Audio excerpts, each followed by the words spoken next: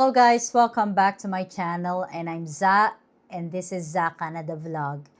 And I have been asking people to send me letters or inspiring letters or stories or questions kahit ano pa yan as long as related in this channel. And in this episode, one of our viewers sent a letter and this is so heartbreaking. This is about a dream na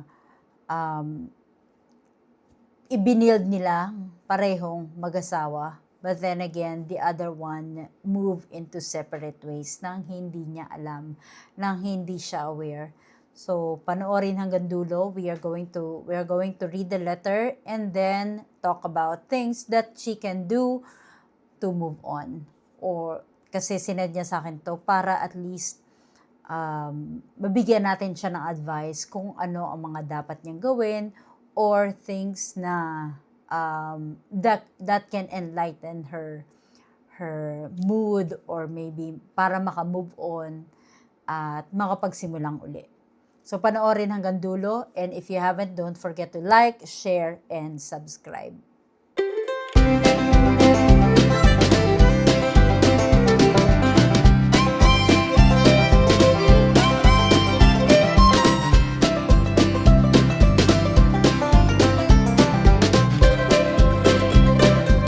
Okay, we are going to start reading the letter. So, hi, Za. Gusto ko lang i-share yung kwento ko. Kahit masakit, kailangan ko na ito ilabas. Alam mo, hindi ako'y sinama ng husband ko sa PR application namin. Kasi sabi niya, mahal ito. Mahal. Tuwing tinatanong ko kung ano ang status niya, sinasabi niya in process pa.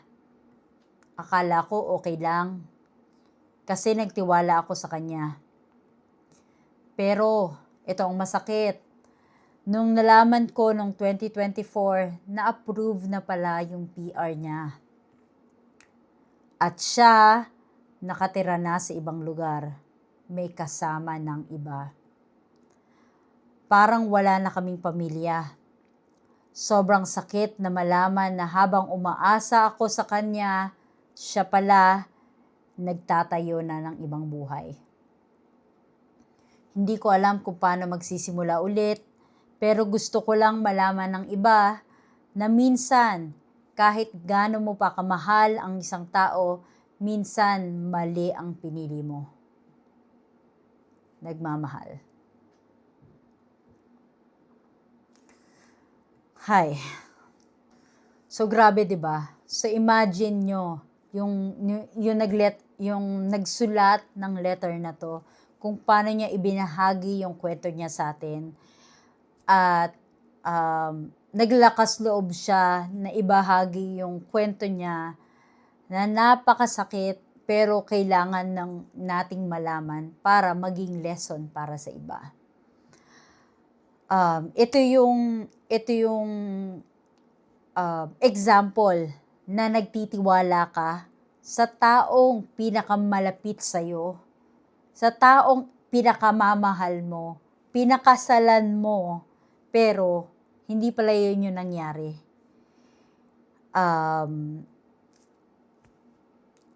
He actually built a whole life without you. Nakakalungkot isipin na supposedly bago siya pumunta sa Canada, you promised to each other that eventually I will take you. I will take all of you, probably including the children. Hindi niya naman kasi nabanggit kung may ano siya, may mga anak sila. I will take you or you guys kasama ng mga bata kapag na-process ng PR application. Pero hindi nga ganun yung nangyari. And I'm sure hindi siya nag-iisa.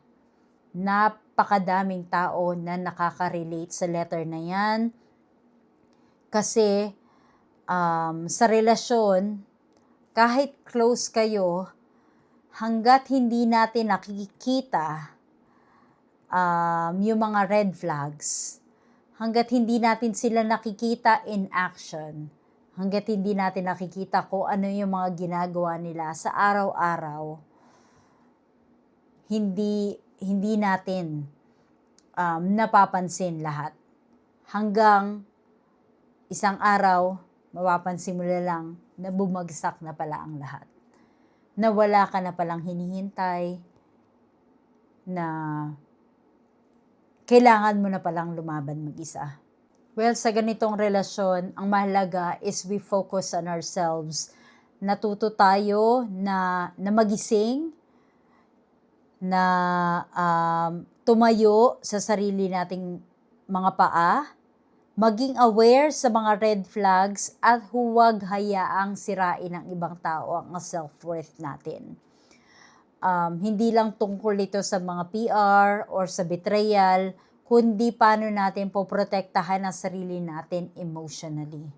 'Di ba? Kung paano tayo makaka-move on at kung paano tayo magsisimula ulit nang wala sila.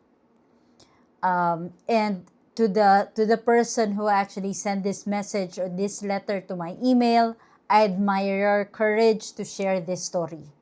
Okay? Kasi by sharing this story, nakakatulong ka rin sa iba, sa mga nakakaranas ng mga ganitong problema. Don't forget that there's always God who's willing to guide you all throughout your journey.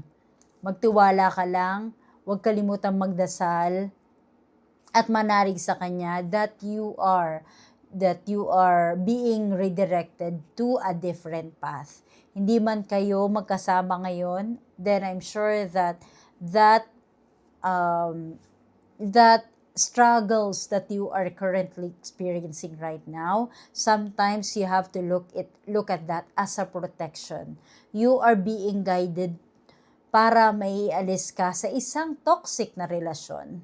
'Di ba? Paano nga pala pag nakarating ka dito sa Canada and suddenly you found out na meron na pala siyang iba.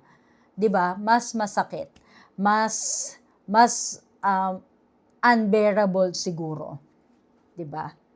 But once again, there are still lots of different ways para makarating kayo dito sa Canada. All you have to do is make your own research, make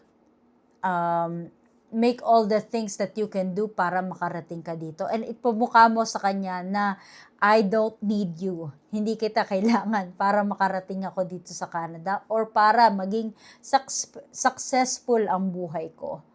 'Di ba? Sometimes the biggest revenge is success, 'di ba? Kung nagiging successful ka, pagpatuloy mo mag-ayos ka pa rin, maging maganda ka pa rin, just continue with your life, 'di ba? And kapag napansin niya 'yon, I'm sure na magre-regret siya. Kasi I believe in karma. That's one of the things that I can tell you right now. Hindi mo man nakikita yan ngayon, hindi mo man nakikita yung mga pangit na mangyayari dun sa husband mo, then I believe in karma. Eventually, something will happen to those people that are doing bad things. Hindi man ngayon, sa susunod na panahon, or sa susunod na lifetime. Okay? And lumalakad pa rin dyan yung email ko. So once again, thank you sa mga nag-send ng letter nila. Don't forget na kung nakakaranas kayo ng betrayal o hindi magandang pakikisama ng mga tao sa inyo, just so you know that life can be unfair minsan. Pero wag nating hayaang sirain tayo ng ibang tao. Wag nating hayaan na sirain nila yung ating mga pagkatao or ibaba yung self-esteem nila. esteem natin dahil sa mga bagay na ginawa nilang mali. We move forward stronger and wiser.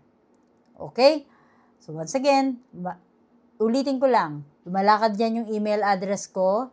Don't forget to send me or feel free to hesitate again. Don't hesitate to send me an email like inspiring stories or questions as long as related in this channel. Thank you sa lahat ng mga sumusuporta. Thank you for watching at laging tatandaan, hindi kailangang maraming pera, basta may peace of mind. Thank you for watching. Bye-bye.